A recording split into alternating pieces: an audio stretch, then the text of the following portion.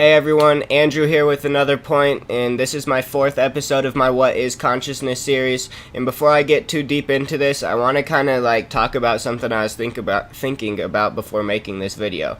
And so, if you watched my last 2 What is Consciousness videos, particularly the one about trains, I was thinking it'd be really easy to argue, what's even the point in this series? If I want to learn about trains, shouldn't I just type into Google, industrial trains and facts, top 10 facts about industrial trains, right? But what this series is about is it's not necessarily about me teaching you about these different forms of consciousness. It's not me teaching you about these things. What it is more about is me teaching you about what that thing's role is in yourself, okay? What the consciousness that the train is expressing is able to teach you about yourself, what you are able to do with knowledge of this train, alright? And so as far as the man-made and the natural, creations, God-made creations, it's the same thing. It's we all know what's natural. I'm not trying to tell you what's natural. I'm not trying to tell you what is man-made. I'm trying to tell you what the simple existence of those things is able to teach you about yourself and how you're able to apply those things to your life to create changes, alright? And so this whole series is kind of just a cluster F of mind thoughts and overwhelming ideas and opinions and stuff. But really, it's not that hectic, it's not that crazy. All it is rather than me, the series is called What is Consciousness, right? And so I'm not trying to tell you what consciousness is, because you are consciousness. It's why would I tell you what you are? You already know what you are. But one thing that you are, that you might have not been completely certain of, is you're a learning machine. You're supposed to take in and observe other things in the external world and use them to improve yourself, alright? Now, I'm pretty sure I said that in the last video, or at least one of the videos that I've made, but that's what this series is for. It's not so that I can tell you about rabbits. It's not so I can tell you about paper. It's not so I can tell you about a pencil. You can find those things out for yourself, alright? And so I'm going to tell you, particularly, if you want to learn about a pencil, the consciousness of a pencil, take the time to do it, because I only got 10, 15, 20 minutes to tell you my opinion on it. And my opinion is just my conscious expression, alright? And there's 150 million billion other things that are trying to express to you what a pencil is, alright? And that's the funny thing. It's it's just a freaking pencil. No, it's not just a freaking pencil. It's the way that you communicate. It's the way that you document. It's the way that you, there's a lot more that goes into every single thing. And so all that this series is, from my expression of it, from my opinion, is that it's me taking things that I think are going to be relevant for you, that are going to help you kind of expand your consciousness, expand what you know. Have you ever heard the term, you are what you know? I think that's a really important term, because if you don't know anything, then no one else is going to look at you as somebody who's knowledgeable, somebody who's intelligent, somebody who actually has the power to teach them, to show them how to improve. And so, I don't want to be that person who can show you how to improve, but it just so happens that I'm kind of in that position. I do know a lot about things that are really freaking mind-boggling, that most people are dude, I don't want to freaking listen to you talk about that for 10 minutes. Me, I'm the freaking opposite. I want to hear it for 2.5 hours straight. And so, I hope you guys are kind of like that too, and that you enjoy these type of videos, or else there's no really point in you watching them. But Yeah, anyway, that's what I just wanted to touch on that because I've been thinking about that for a couple weeks on just how it's like, well, what's the point in me even making these if there's 150 million other people who are trying to say the same thing? And that's the reason. It's because they're not trying to help you use it to evolve and to expand your consciousness. They're just trying to teach you about those things. And so, I mean, even with those people just teaching you about those things, you can still draw certain things from them, but I'm trying to highlight those particular things that I think are beneficial for you to draw out of that conscious expression, that conscious form, that life form, or whatever. Alright, so now to get into this video. What this video is about, I don't know if I already said this, but this video is about the entertainment industry, alright? And so, the lifetime of the entertainment industry, right, goes from like the caveman era all the way to now. It's something that never disappeared, and I think the reason for that is because, like I said in my introduction video, consciousness is something that likes to observe. I mean, sometimes it likes to live, it likes to actually be a part of something, but a lot of the time it just likes to observe. It just likes to watch things. It likes to see pretty things, That's why we, again, all want to have a nice house with a cool balcony that's overlooking a forest and a beach, because if you wake up and see that in the morning, you're just going to be a more happy, conscious individual. It's just like we like to observe pretty things. And so, consciousness has been around for all time, probably will never cease to exist in the entertainment industry.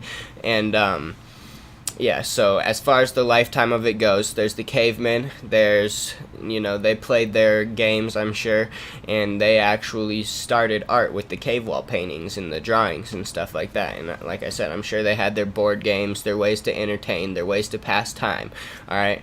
And then after that, you had the Indian tribes, which had their evolved version of games, their actual, like, I don't know if they had cards, but, I'm pretty sure that a lot of Indian tribes actually had, like, soccer and, like, football of sorts, where they, like, threw a ball and tackled each other and stuff. I think they had those kinds of things, and,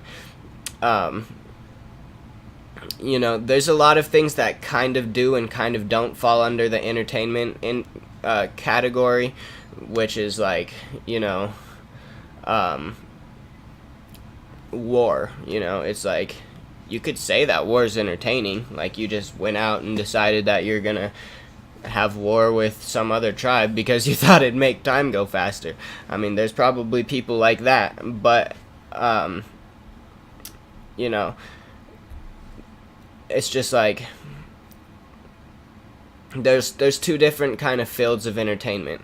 There's the entertainment industry. There's the people who create and sell the thing we call entertainment, the escape we call entertainment, and then there's the people who kind of observe it and the people who kind of watch it, alright? And so it's entertaining to watch the entertainment industry do its thing, if that makes sense, but it's like, at the end of the day, these things are kind of an escape from reality. It's like, well, I don't want to just sit here and frickin' go and shovel the poop from the pigs, and I don't want to just herd the cows around. That sounds boring. I'm gonna go to the Coliseum and watch gladiators fight. That should make my day really fun. And the thing about those things, right, is that it's not a real war. It's a stage. It's a play. It's an illusion of a war. So you can go and watch those things, but you're only ever gonna get, like, kind of a small, tiny piece of the actual event, alright?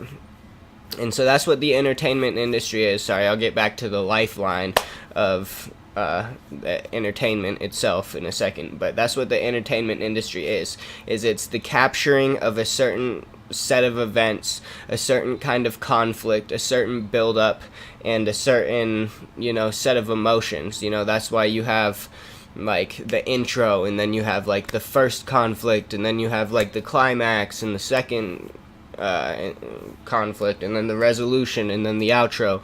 It's like, that's what life is as a whole. Life is that particular motion. It's like, it has its low points, it has its high points, it has its super freaking awesome, crazy, awesome, unspeakable high point, and then all of that kind of settles down and comes to, like, a pristine, point that you're supposed to get, understand, recognize, realize, and learn and grow from. All right, and then after that, the rest of your life is kind of just like a wavering down effect until you freaking die, and see whatever awesomeness is after death. But that's why the entertainment industry is so cool, is because it's actually a replica of life itself. It's something that is inseparable from the rest of existence, right? And so the entertainment industry has just kind of created a little bit of a I can't think of the word, but it's just like when you take, it's like a double whammy, they took something that was good enough and then they kind of added a bunch of sprinkles onto it, and they're like, now look at it. And for some reason we're all like, oh my goodness, that's so much more cool than life. But the thing is, sometimes then we end up missing out on, well, from my opinion, we end up missing out on what the real life is. All right, and so back to the lifetime of the entertainment industry. Once you get to the medieval ages, you start having jousting. You start having sword fights and stuff that are just like games for the people who are participating, but then you had whole arenas built for people who wanted to watch, And so at that point, the entertainment industry, from the Romans and the Greeks through to the medieval ages, that's kind of the start of the actual entertainment industry. Before that, again, entertainment was a thing. People needed to be entertained. They wanted to spend time doing fun things. So it's not like entertainment is a bad thing. I'm just saying the entertainment industry now, of the modern age, that we can actually take something out of and learn from, it's not actually the real thing. It's just an illusion. It's a fake version of what life really is. And so, you don't want to invest all of your time into that when you have your own freaking life that you should be investing into, because it has the same climaxes, raises, and drops and resolutions. You just have to actually take time to be a part of them, because if you don't, then you're going to hate your entire life. You can't just rely on movies and music to get you through life. Nah, life is going to get you through life, alright? But anyways, back to the lifetime. In the industrial age, you had like a serious spike of entertainment. I mean, ever since Shakespeare and stuff, there was always drama, there was always plays and stuff. But in the industrial age, they actually had those films. They had the projectors and stuff that you could actually watch, a whole war. You could actually watch a live event go on. And so that's kind of interesting, how they evolutionized from that, from just like, coliseums and stuff, to an actual screen version of entertainment where you can just sit on your butt wherever you are and enjoy something. You don't even need to walk down the street to the arena. You can just do it right where you're at. And then in the modern age, it just intensified times 1,000. There's 1,000 million times more people who want to actually watch entertainment. There's an extra 100,000 people who want to be entertainers because they make so much money, because there's all that consumer base that wants to be entertained. And so again, it's just like the entertainment industry is a way to pull you out of life and say, hey, come over here, give us your money, give us your time, let us suck your energy, if you don't mind me saying. And don't pay attention to your life, pay attention to this thing that we've made. Alright, and so when they do that, you can be entertained, you can watch it your whole life, but the catch, right, is that you have to make enough money to earn it. And money is supposed to be one of those things that build up by itself, that's supposed to grow with your life. As you grow, you get more wealthy, you find yourself with a nice house and a nice family and a nice car and all those things. But if you just spend your whole time invested into the entertainment industry, then you're going to, in turn, not have enough time to work on your own life, and instead you're just gonna, fall into the category of one of the 700,000 job fields that they've made for us so that we can just be entertained. And so, this is kind of a really freaking deep episode on what consciousness is, because it's so weavy. It needs in and out of freaking all kinds of things. It's just like really confusing. I understand that, but at the same time, to break it down for you before I end this video off, it's just like the entertainment industry is something that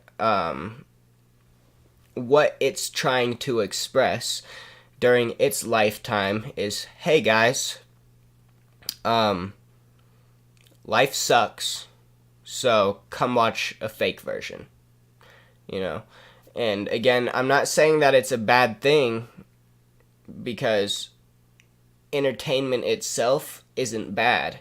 We all need to be entertained. We all need to observe pretty things, but the entertainment industry itself has gone a little overboard and kind of taken over what life is and created an alternate bubble.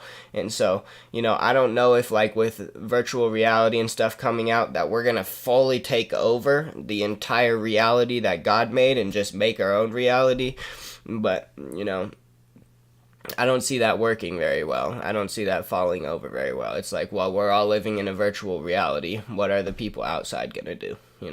They're just going to freaking destroy the world or rob us or whatever. And we're all going to eventually go extinct. So that's not necessarily the way to go.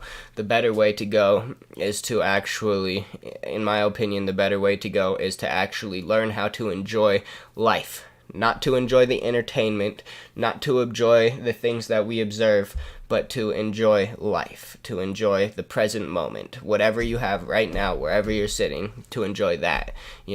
When you turn off this video, you don't need to just hop into another video. You want to go work on something. You want to go do something. You want to go help improve society. You want to create a space of living for other people that is going to be enjoyable without the need to escape from it. All right, and so I think that's kind of what the entertainment industry and entertainment should be expressing to everybody is, hey,